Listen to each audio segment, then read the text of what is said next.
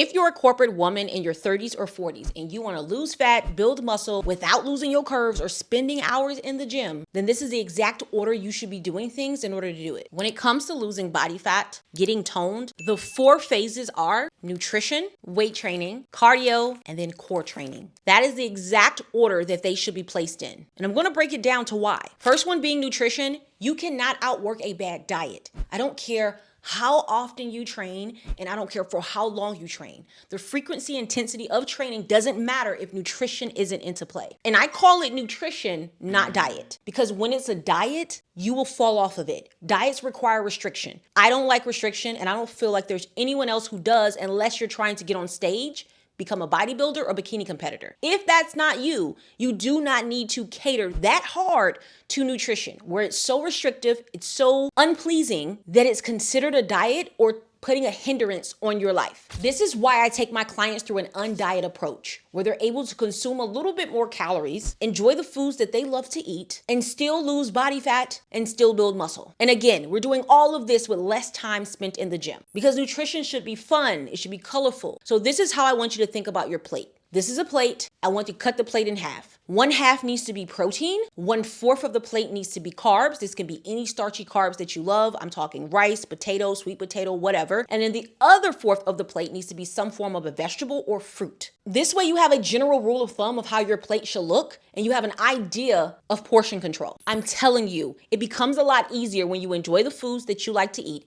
but you also are able to feel better within yourself without any restrictions. Number 2, weight training. See, a lot of women don't understand that you don't have to do more in order to get more results. All you have to do is be more intentional about how you train. Copying things off of YouTube, Instagram, TikTok, whatever, is not going to help you get to your goal. What helps you get to your goal is intentional weight training for your body type and your goals and your lifestyle. I work with a lot of women who have different occupations. I work with a nurse practitioner. I work with flight attendants. I work with people in the military. And I've worked with individuals who are like staying at home and they have working home environments where they may be an operations manager. They may be someone who's sitting at a desk all day and they're managing a team. They can't have the same exact setup when it comes to weight training because all of their activities are different. Their schedules are different. The workload, the stress, all of those things are different. They cannot be the same. This is why it's extremely important to understand what works for your body. I recommend training 3 or 4 days per week because that brings balance for any corporate woman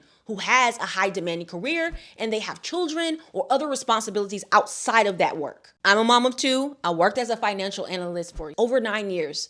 And it's a lot of burden to place on a woman to expect her to train every single day. And then you have to show up for your kids. And then if you're married, you have to be a wife. And then if you have the dog, of course, you got to take it outside, feed it, whatever.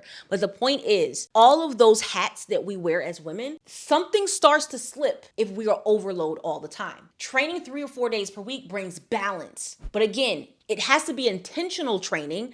This way you know that the results are going to come without all the extra stress. The most important is always going to be nutrition or the weight training. It's at number 3 because if your goal is to build muscle, then if you overload on cardio, you are interfering with building muscle, especially if that's the only thing that you do. You want to get your steps in, you want to do your cardio efficiently, and you want to make sure that it's something you do frequently. Now, the way that it can be split up is you can do cardio on your off days. You can cater a lot more to your steps. If your job is where you are sitting at a desk most of the time, then you want to occasionally make sure when you are on your off days, you do get up and you move a lot more during that time because you're limited during the times that you have to work. I want to talk about cardio machines because a lot of women, they feel like if I get on the treadmill and I put it on incline and I just walk, that should be enough. It just depends on the goal. Sometimes you have to shift to the Stairmaster. Sometimes you need to do the elliptical, especially if you have bad knees. There's a lot of bending versus walking on a treadmill where it requires a little bit more weight on your body and joints. So it does have to switch from time to time,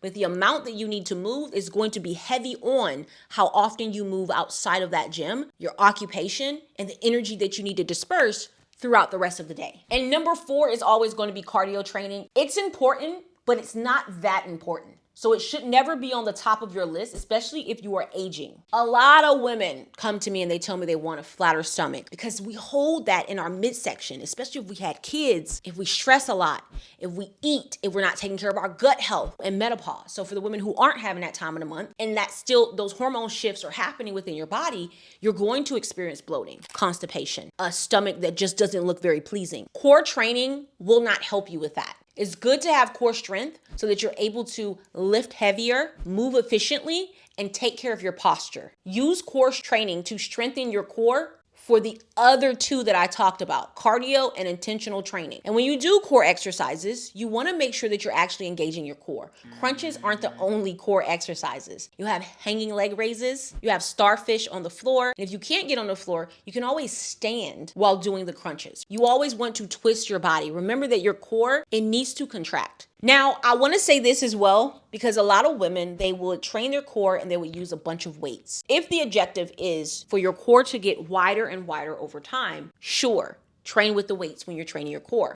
But it should not be the primary way that you train your weights. Body weighted exercises for your core is always going to be best. You want to get used to moving your body and lifting your body. Now, I hope this video was extremely helpful. That is the order in which you will be able to lose fat and build muscle at the same time. If you like this video, go ahead and subscribe to this YouTube channel, give it a thumbs up, and if you want to comment below or have any questions, do that as well.